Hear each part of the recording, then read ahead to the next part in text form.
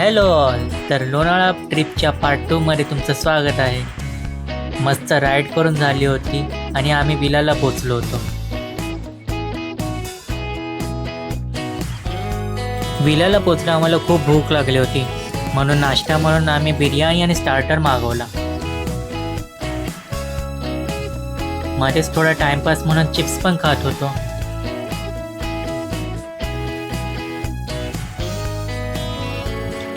सर्वजण दमले होते ना, म्हणून काय केलं, 1-1.5 तासाची आम्ही झोप घेतली आणि झोप घेऊन झाल्यानंतर आम्ही निघालो तुंगारली धरण बघायला. लोणावळ्याजवळील तुंगारली धरण हे ब्रिटिश काळात बांधण्यात आले होते. याचा उद्देश होता शहराला पिण्याचे पाणी आणि सिंचनासाठी जलपुरवठा करणे. आज हे धरण लोणावळ्याचे महत्त्वाचे जलस्रोत असून पर्यटकांसाठी एक आकर्षक पिकनिक स्पॉट बनला आहे. पिकनिक स्पॉट होता ना, तर लोकांनी इथे पण घाण करून ठेवली होती.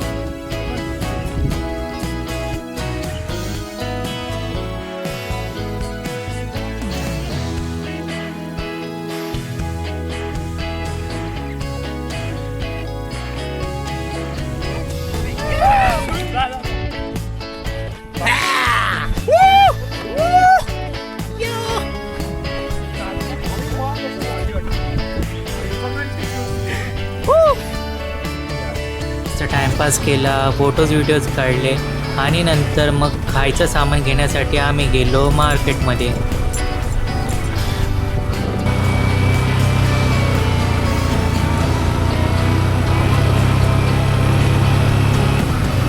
काय रे,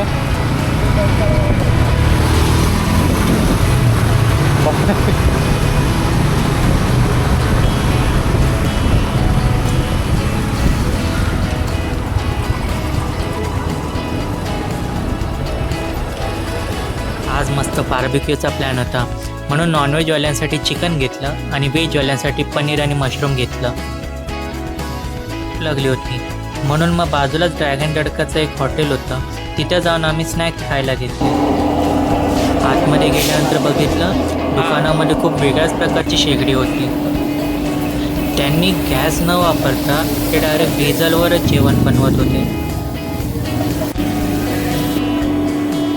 गॅस न वापरता ते डायरेक्ट डिझेलच वापरत होते. स्वतःसाठी गॅसचा प्रॉब्लेम त्यांनी कायमचा सॉल्व करून टाकला. वॉर जर झाली आणि त्याच्यामुळे गॅस जरी नाही आला तरी काकांकडे तर जेवण नक्कीच भेटणार.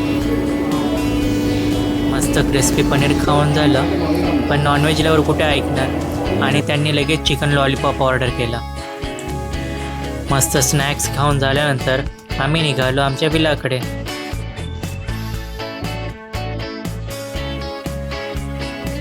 पण मस्त गेला रे, आज मजा आली. हो,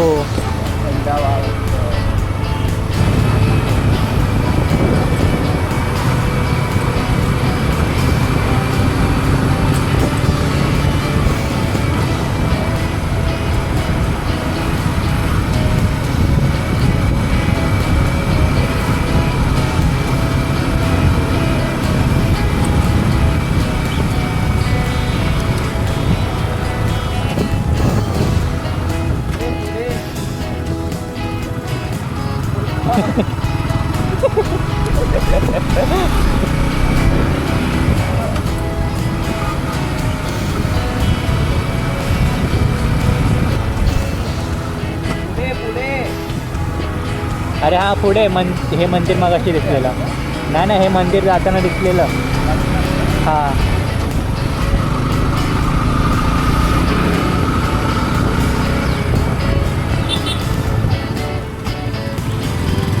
मागून कोण येते का बघ.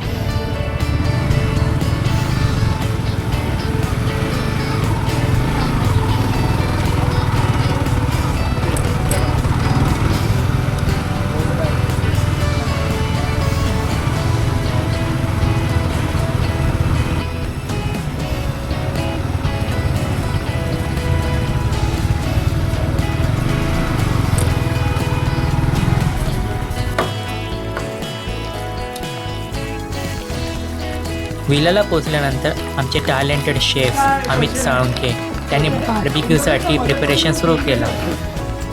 मस्तपैकी बार्बिक्यूसाठी चिकन आणि पनीर मशरूम याला मॅरिनेट केला.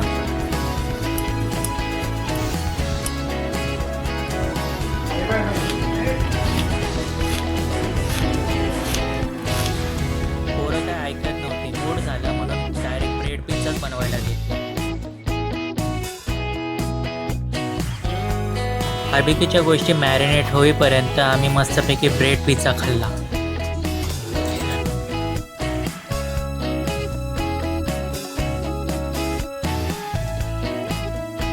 दोन तासानंतर आम्ही घेतला बार्बिक्यू बनवायला.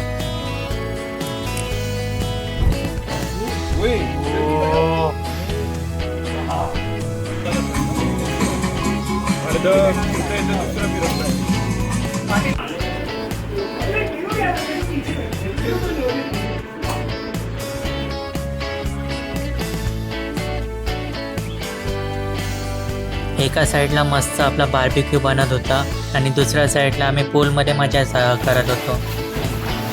एक आहे, आउटिंगला इतक्या वेळा गेलो आणि तिथे स्विमिंगची प्रॅक्टिस केल्यामुळे थोडंफार तर स्विमिंग मला जमायला लागले होते.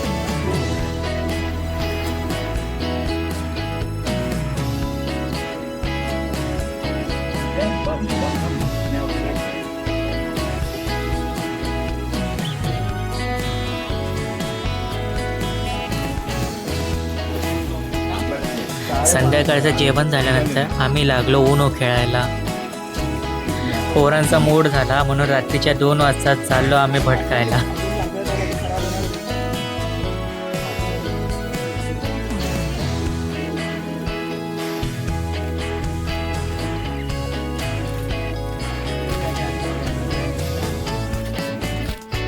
गैंग वॉर नहीं करो, गैंग वॉर नहीं.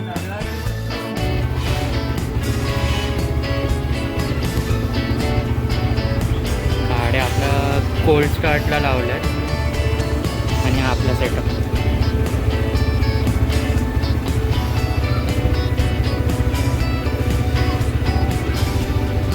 दुसऱ्या दिवशी झाली होती विला सोडायची वेळ.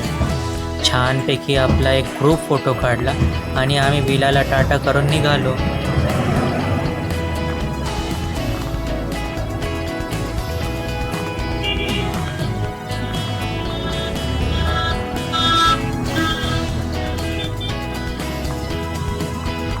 ओ लॅम्बो.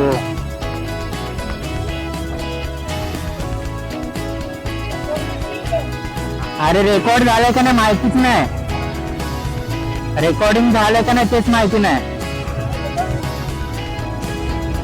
रेकॉर्डिंग झालं का नाही तेच माहिती नाही मला. इथे इथे दिसतंय का? हा नशीब. हा ना.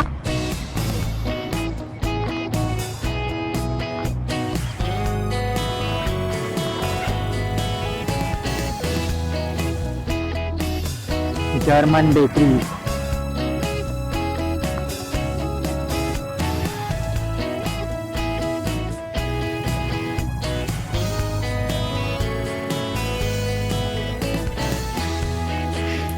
घरी जाता जाता थोडा नाश्ता करावा म्हणून आम्ही जर्मन बेकरीमध्ये थांबलो आणि तिथं आम्ही ब्रेकफास्ट करायला घेतले. फूड थोडंसं महागच होतं पण दिसायला प्रेझेंटेशनसाठी ते डिशेस खूप मस्त दिसत होते.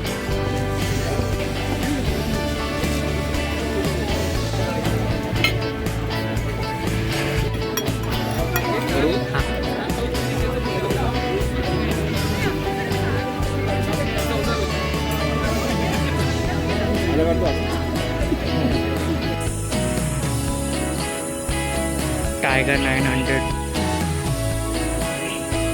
आणि आपली लाडकी R15 बघा.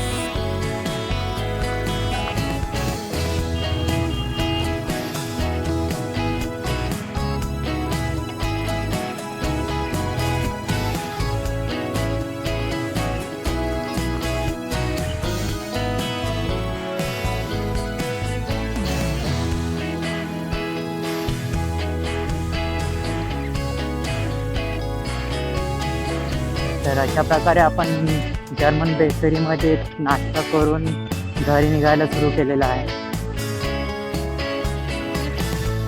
ऑनेस्टली जेवणाची टेस्ट मीडियम होती, पण पास्ता खूप छान होता आणि जे प्रेझेंटेशन होतं ना डिशेसचं ते खूप मस्त होतं.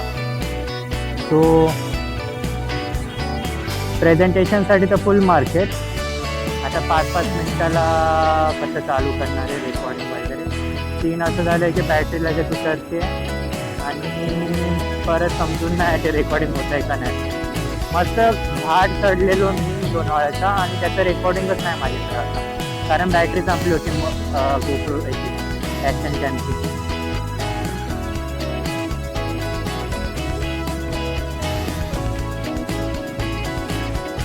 ह्या स्क्रीन ऑन आहे रे, स्क्रीन ऑन राहिली तर लवकर बॅटरी संपत. आता सध्या ब्रेक देऊया आणि डायरेक्ट पुढं ऑन करतो कॅमेरा.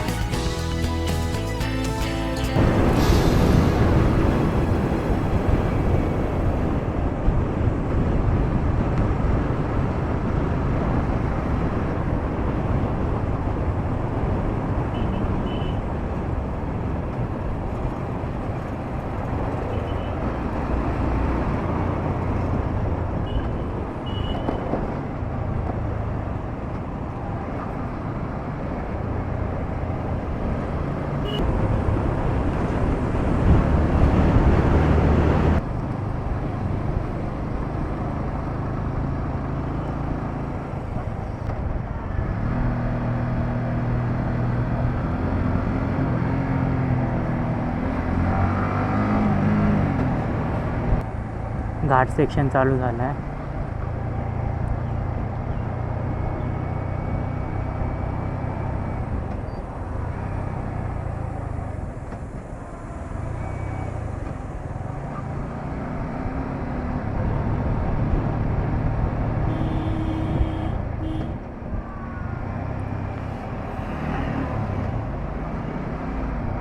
ओव्हरटेक करायला करायचं आहे मला आता याला.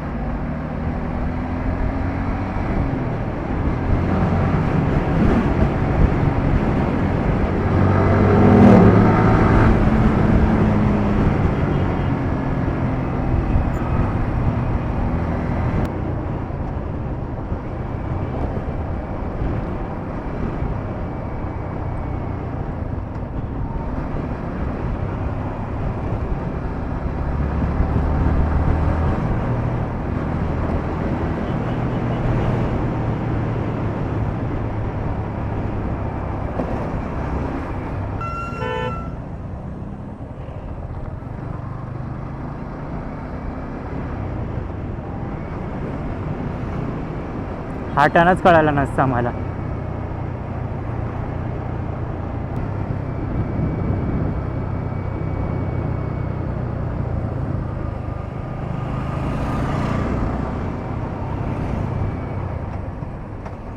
आणि इथून आपल्याला उतरायचं असतं. आलो आपण जुन्या मुंबई पुणे हायवेवर.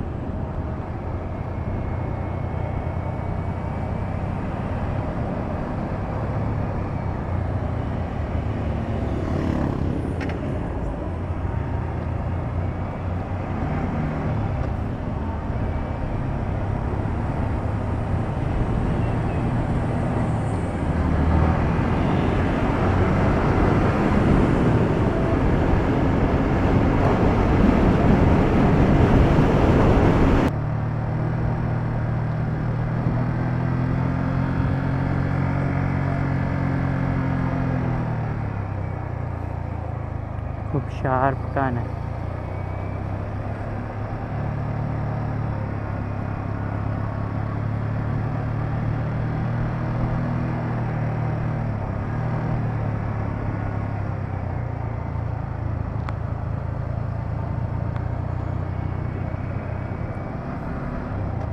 पोलीस काका रेडीच आहे सगळ्यांना पकडायला.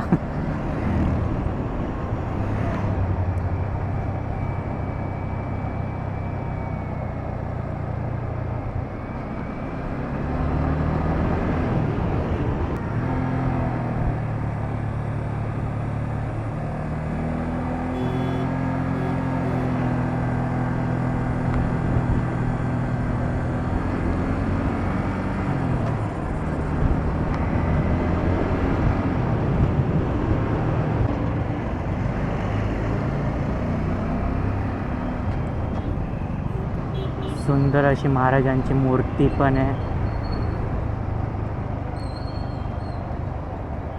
आणि मला रस्ताच नाही माहिती कुठून जायचं. इथेच कुठून तरी युटर्न मारून आपल्याला जायचं होतं, पण युटर्न न मारता मी डायरेक्ट सरळच निघून गेलो. म्हणजे बाजूला कुठेतरी थांबवतो आणि चेक करतो रस्ता एकदा. आता मला काय माहिती मग बरोबर रस्ता जातोय का नाही. मॅपवर तर बघितलं, मॅपवर रस्ता बरोबर दाखवतोय. झालं असं की माझे अर्धे मित्र पुढे गेले तर अर्धे नाही, म्हणजे कोणी मागं राहिलं का नाही मला ते पण नाही माहिती. घाटामध्ये मी जरा मागं राहिल्यासारखं झालो. ठीक आहे, आता कव्हर अप करूया.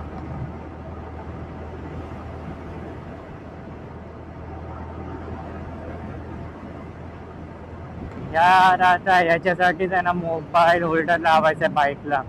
टेन्शनच नाही कोणी आहे नाही समोर असेल नसेल. मॅप फॉलो करत करत येता येतं. नाही तर रोड माहिती असेल तर मग काय टेन्शनच नाही आहे.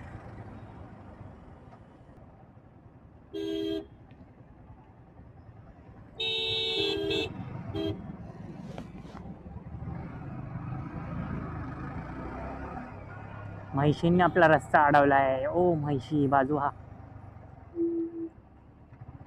माझा ट्रक अडवला.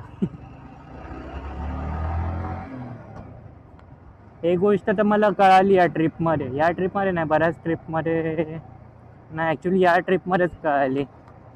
सो सगळ्यात पहिलं तर ना मी माझं कम्फर्ट झोन ब्रेक केला आहे. आणि एक प्रकारे मी एकटाच चालतोय सध्या तरी. आणि मला रोडचा काय आता पत्ता नाही आहे. मी बरोबर रोडवर आहे का नाही ते पण मला माहीत नाही आहे. दुसरा म्हणजे घाटामध्ये गाडी चालवायचा एक एक्सपिरियन्स आला मला, एक अनुभव आला. घाट चढवताना जेवढी मजा येत होती, उतरवताना तेवढंच थोडीशी भीती वाटत होती. आणि गिअरमध्ये गाडी उतरवायची असते जेव्हा आपण घाटातून गाडी उतरवतो. ब्रेकचा जेवढा कमी वापर करता येईल ना तेवढा करायचा असतो. आणि गाडीचा आवाजच एवढा होत होता आणि तेवढ्या आवाजाची सवय नाही ना, त्याच्यामुळे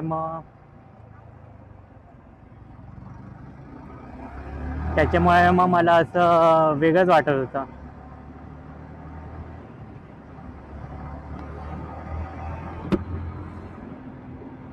त्यात मला मोटो इलेक्ट्रॉ पण काय एक्सपिरियन्स नाही आहे. त्या भाऊचा ॲक्सिडेंट झाला आहे काय माहिती. रोड बरोबर पकडलाय का मी, मला अजून पण नाही माहिती. पुढे जाऊन ना कुठेतरी थांबतो आणि चेक करतो परत मॅपमध्ये.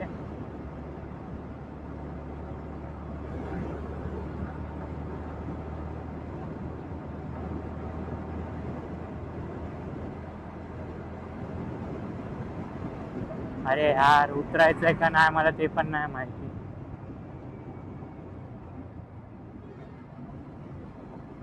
हा रोडच पुढे जाऊन कंटिन्यू होईल. पुढे जाऊन ना थांबवतो एका ठिकाणी. मॅपवर एकदा चेक करतो, मला असं वाटतं मी चुकलोय.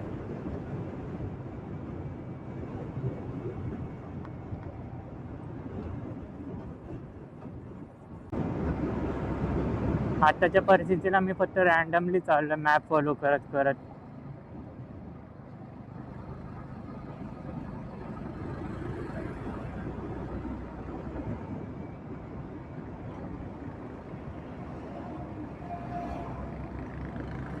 होप सो पोचेल.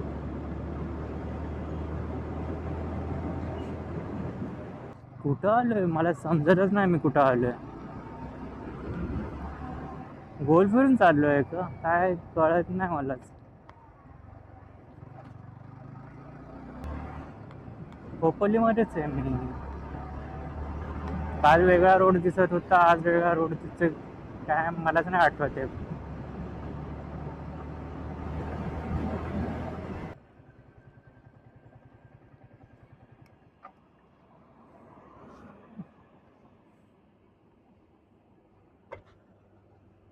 अरे भेंडी अजून लांब दाखवतोय. अच्छा, हे भेंडी मी उलट चाललोय.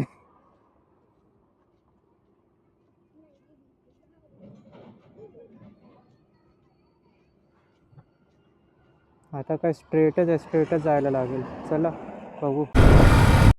यार काय व्ह्यू आहे. पावसाळ्यामध्ये इथं एकदा परत येणार. काय मस्त व्ह्यू आहे. आणि हे स्पीड ब्रेकर भेंडियांना पहिला कलर करा. अरे दिसून पण नाही यार.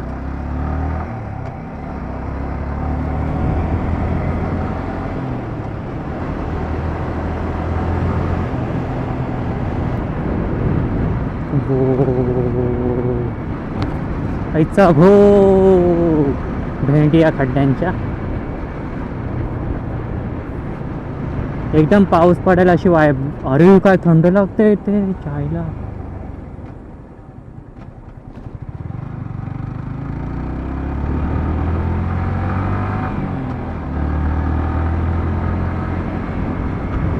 शपथ इथं थंड कसलं लागतंय. इतक्या वेळ झालं कडकोणामध्ये गाडी चालवतोय ना. आणि इथे सावली आहे, कुठं पण आभाळ नाही. इतकं थंड वाटतं आणि मस्त वाटतंय ना. असं वातावरण पाहिजे बाईक चालवायला.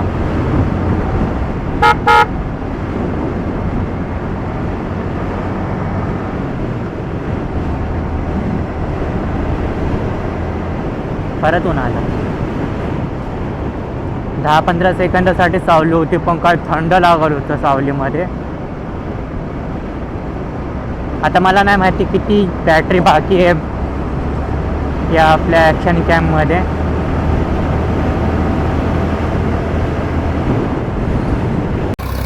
रस्ता चुकलो आणि पनवेलच्या जागी पेनमध्ये पोचलो.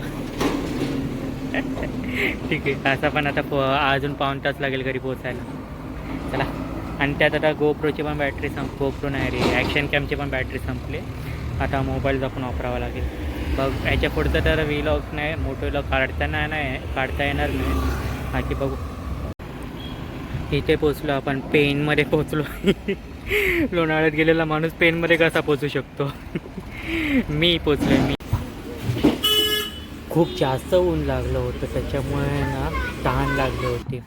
तर मग काय केलं, मी कोकम सरबत पिला. मस्त थंड सब्जा पण होता त्याच्यामध्ये रे, मजा आली. पण तहान भागली नव्हती म्हणून काय केलं, उसाचा रस पण घेतला आणि तो पण पिला.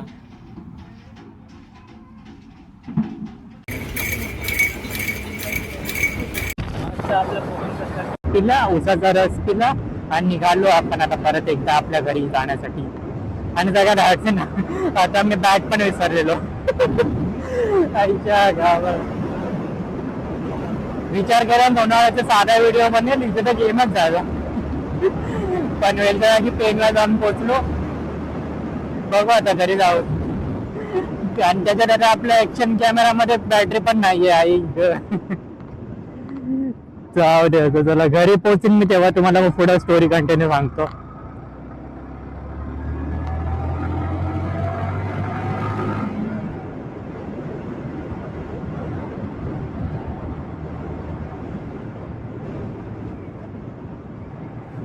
नशीब यांनी कलर तरी केलाय. कलर नसतं केला तर वाट लागली असती. दिसून पण नाही ते स्पीड ब्रेकर हे वाले.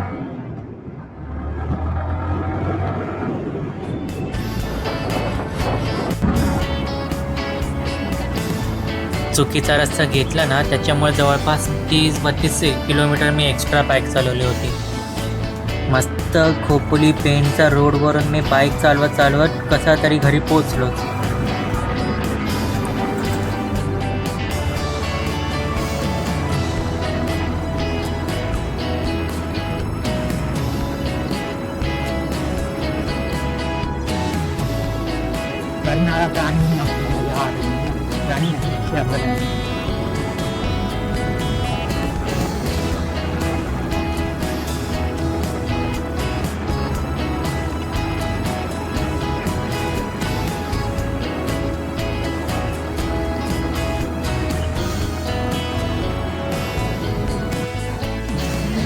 सव्वा 1 वाजले.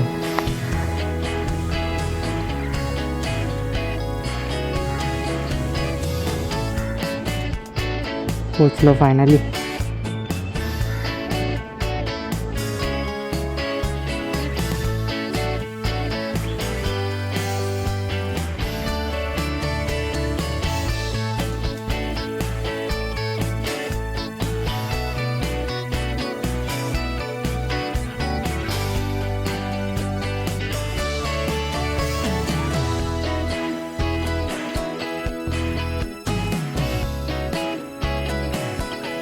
मम्मी पप्पानंतर जर माझ्या घरी आल्याने सगळ्यात जास्त खुश कोण होतं तर ती होतं आमचं पिल्लो, आमची कँडी. खरंच ही ट्रिप आहे ना खूप जास्त आठवणी आणि अनुभव मला देऊन गेली.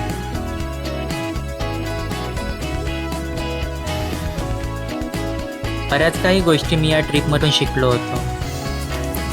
असेच नवीन ट्रॅव्हल्सचा, फूडचा, कुकिंगचा आणि बऱ्याच काही गोष्टींचा अनुभव आपण घेत राहूया आणि भेटूया पुढच्या नवीन व्हिडिओमध्ये.